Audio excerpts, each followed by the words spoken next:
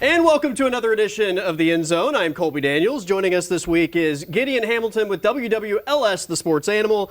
Perfect timing, Gideon, to have you on the show doing pre- and post-game shows. I would imagine that this week's post-game show had to be off the rails considering what happened with the Thunder's Game 3 comeback, a historic comeback.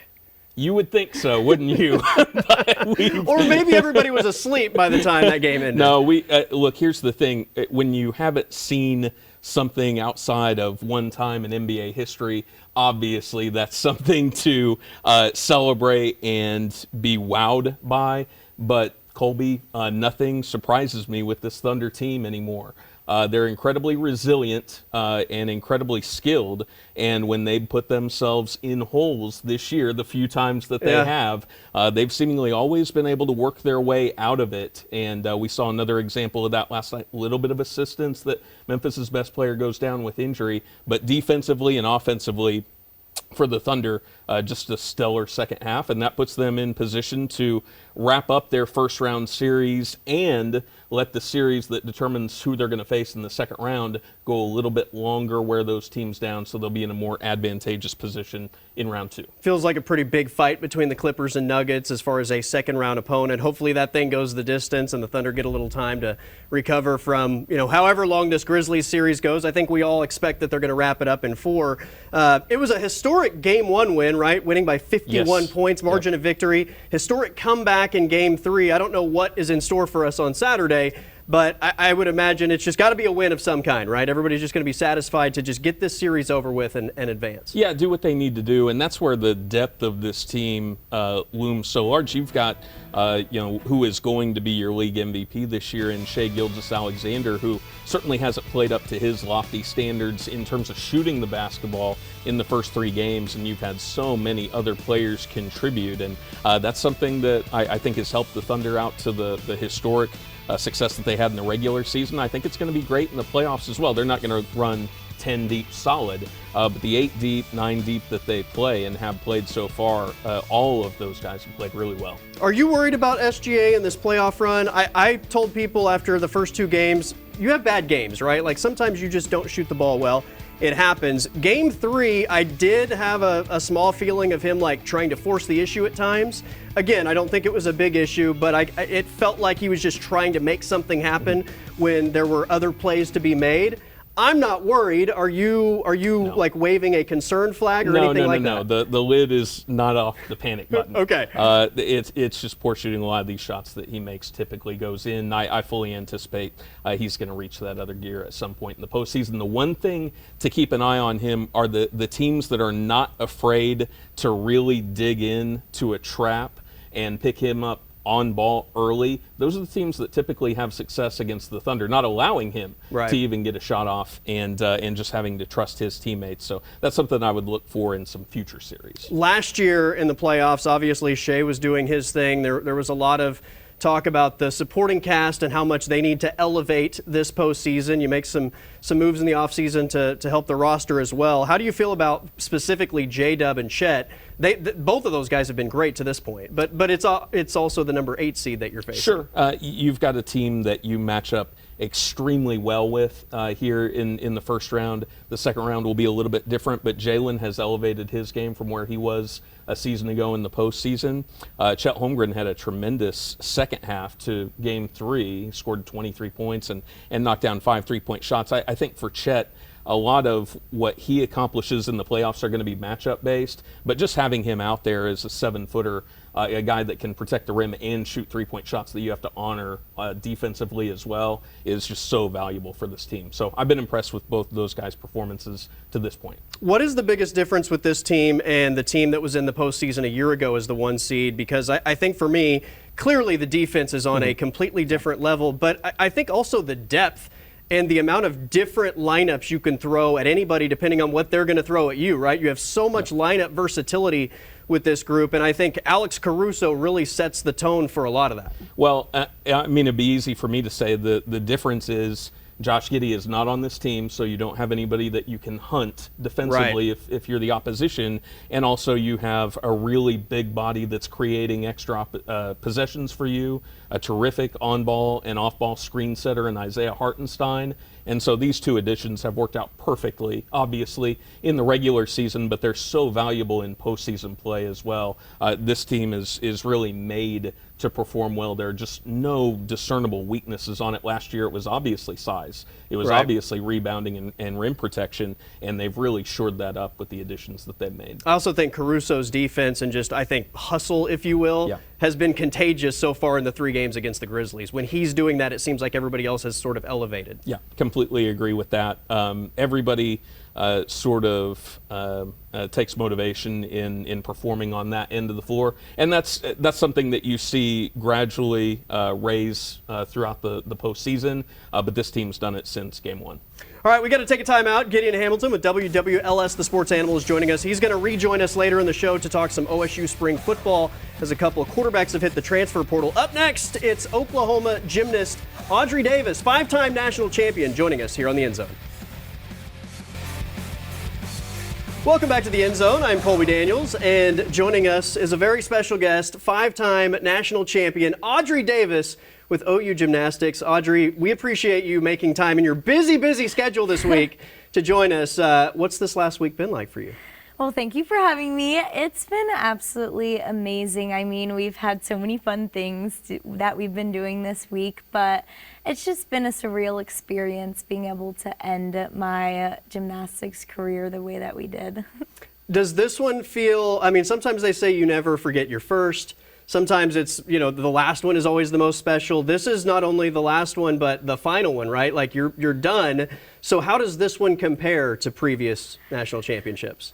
I think that every single championship has been so different. Every single year has just been absurdly different. There is no comparison, but this year has really been a fairy tale ending. I think that for our senior class, we really walked into the gym day one and we knew what we wanted the end to be like, and we achieved that, and it was absolutely amazing, and we couldn't be more grateful for the way we ended. Obviously, last year ended in disappointment. I don't know how much of that was a factor for this year, but you guys go into this postseason and everybody's like, there's another one like that close. Was that something that was on your mind, like redemption in any way? Yeah, I mean, I think that I was thinking about it, obviously, throughout the season. It didn't end the way that we wanted it to, but the whole season, I think that we were just making a name for ourselves, continuing that legacy that OU women's gymnastics holds. So as we were going through, I think that the pressure was slowly leaning off of us, and we're just falling into our own gymnastics, focusing on what we do every single day in the gym. And we went out there on semifinals and then day 2, and we went out there and killed it. You've been doing this for a long time, so I'm sure I know the answer to this question, but I have to ask anyway, because it was going through my mind watching you guys. You start on the beam, out of the gate, you're the first one up, and I'm like, what is she feeling right now? What were those nerves or just the overall feelings at that point? I don't even know if I could put it into words, but I don't think that I was as nervous as people think that I should be or was. I went out there and I was excited because we got to start on beam, and our beam team is so good. I had full confidence in our team and what we were going to accomplish there, and then after that we were guns blazing, we were ready to go.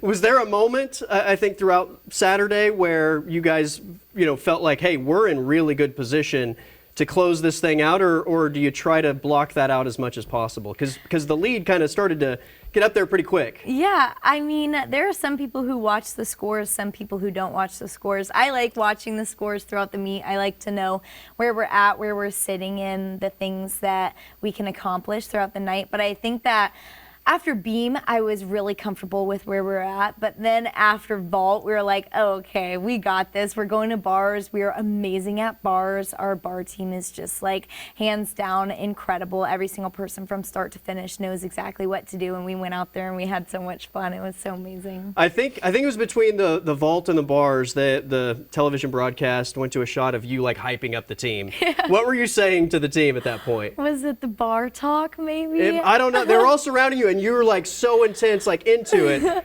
So I do the bar talk Okay. before we stand in the chalk bowl, and we talk before we go on bars. We do a talk before vault and floor and bars. We don't do it before beam because everybody likes to be in a different zone. But I was kind of just telling everybody to be their normal, do their gymnastics like they know how to do it, because that is good enough. You don't need to be perfect. You don't need to do all this, all that. Just go out there and do what you do every single day in the gym. You've only been doing gymnastics your whole life. It's no different today. There you go.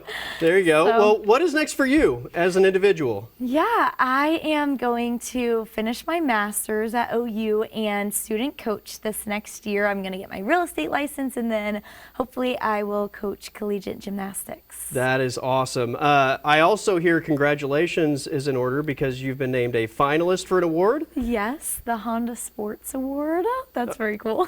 For our viewers, tell everybody what that is for. It is for Top female gymnast. Okay. the top and you're a female finalist. gymnast. Yes, I've never been a finalist. Congratulations. So thank you. I've always seen Maggie and Stosh getting this award. They've been absolutely amazing, and I've never been a finalist, so that's really cool. I didn't think that I would ever be a finalist, but I don't know yeah. if we get a vote here on the end zone, but if I get a vote, Audrey Davis gets the end zone vote for this award. So Thank you. let's try and make that happen. There's a big celebration on Monday. Before we take a time out and do Moving the Chains, there's a big celebration on Monday, hoping to Yes. see a lot of fans show up and support you guys. Yes, it would mean the world for everybody to come to the LNC to hang out with us and just support us. It was an amazing season, and we would not have been where we were at the end of the day without Sooner Nation there for us. So it was amazing, and we really want everybody to come hang out with us. As a fan of gymnastics, it's been a lot of fun to watch, I think, just the overall fan support of you guys' program and the sport as a whole over the last, 10 years or so. It's really you. grown a lot. Audrey Davis is going to be in the hot seat on the other side of the break. It's Moving the Chains next here on the End Zone.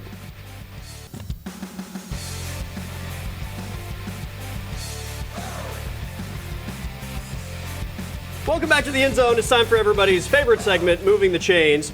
I gotta say, I'm pretty stoked about this edition of Moving the Chains. It'll be the first time that I am the tallest person in this segment. It's never happened before, so we are breaking records here. I wore so my thank you double very deckers, much. so Thank I'm you very much. So I'm just excited that I'm not the short person this time. So I'm me. pretty stoked about that.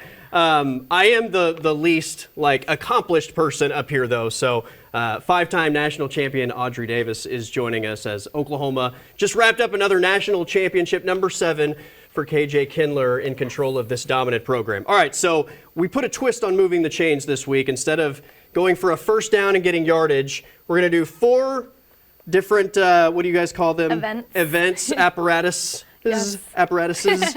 And I'm going to score you on a scale of 1 to 10. So depending on how well you answer the question, you're shooting for a perfect 10. Okay. Little gymnastics twist Okay. on Moving the Chains. All right, first question. What is your most embarrassing either gymnastics moment, sports moment, practice moment? There's got to be something. A 5-time national champion somewhere along the way has to have an embarrassing moment, right? Yes, so Okay. it took me a while, but the first time that Lou came into the gym, my current coach, he came into the gym to watch my gymnastics. He was recruiting. I had never had a college coach come into the gym, and we were doing routines, and it was the first time I was nervous for anyone coming to watch my gymnastics, and he was there watching our practice, and I went and I was doing my bar routine, and I think I did the worst bar routine I've ever done. I did, it's called a rikna. You do a Tkachev kind of, and I landed on top of the bar, and I bounced off of the bar and landed on my head on the ground. Oh, and no. Yeah, so that's kind of On the embarrassing. recruiting trip. Yes, whenever Lou was there for the first time, that was his first experience of hanging out with me.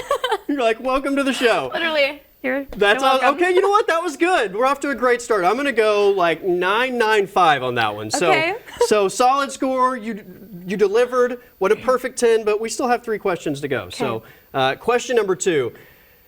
I've been around KJ Kindler a lot. She's so intense. I love just the desire to win. As a sports person, it just gets me fired up. So whether it's a funny story or an intense story, I just want to know your best KJ Kindler story. My best KJ Kindler story. Oh my gosh, I don't think a lot of people know this, but I think 2 years ago at Nationals, KJ had broken her heel like at the beginning during warm-ups, and she was standing on her toes the entire meet, like jumping up and down. And I don't know if people know this, but when you break a heel, it's kind of hard to walk. She's walked around the entire meet, the entire day on a broken heel, and no one knew until after the meet. And she told us, and we were all cracking up on the bus. With the game face on the whole time, literally, right? And you couldn't tell. I'm like, that's so impressive, because I couldn't do that. That's a good answer. Let's go 9975 for that one. That was really Thanks. good, and it's very fitting because I can totally see her not even blinking in the face of adversity. All right, you are going to be in the zombie apocalypse, right? Okay. What 3 teammates of yours, and you can pick yourself as well, what 3 teammates are the most likely to survive the zombie apocalypse? 3 teammates. Okay.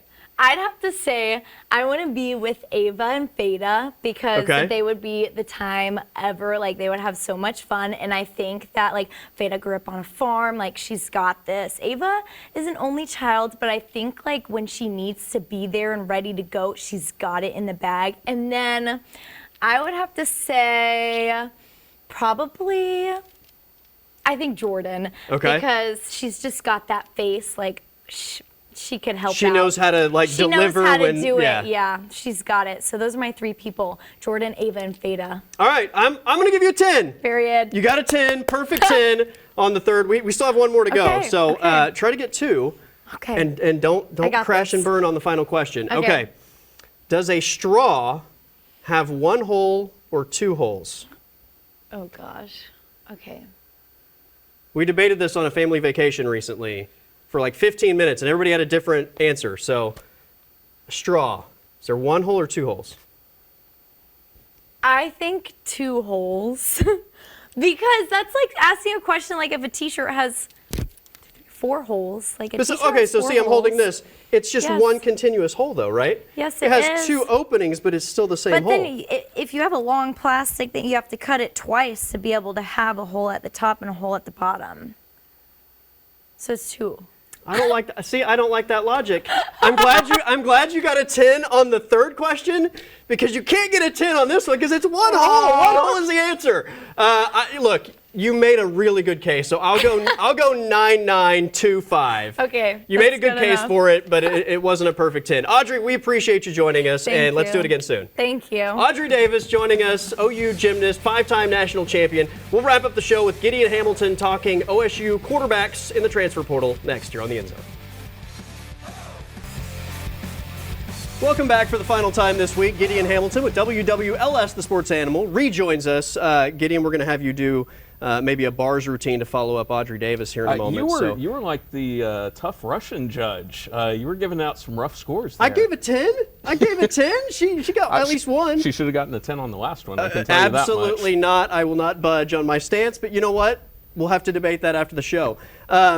So last week we talked about the finale for OU spring football. OSU had their finale last Saturday, and since then, Gideon, 2 quarterbacks have entered the transfer portal. I think most people felt like Garrett Rangel was going to be the favorite to win the job in the fall, and then Maya Smith, who was the freshman that played toward the end of last year, also entered the portal. What are you thinking of the quarterback situation in Stillwater? Well, it's beneficial for everybody involved. As people know, there's more roster constraints on the number of players that you can have on the team. There's also financial constraints now in today's day and age. So letting those guys know, hey, you're not going to be able to play this year most likely outside of an emergency scenario, lets them go to a place where they're going to have an opportunity to play. And I think both guys will. I think both guys showed something when they were at Oklahoma State that will benefit them in the future. And now you're down to Haas Haney and you're down to Zane Flores, and it's all about promise, but the fact that those 2 are the guys that they've settled on lets you know what they think about them and how they've performed in workouts so far. I did hear one theory where someone said basically those 2 guys, because they have more years of eligibility,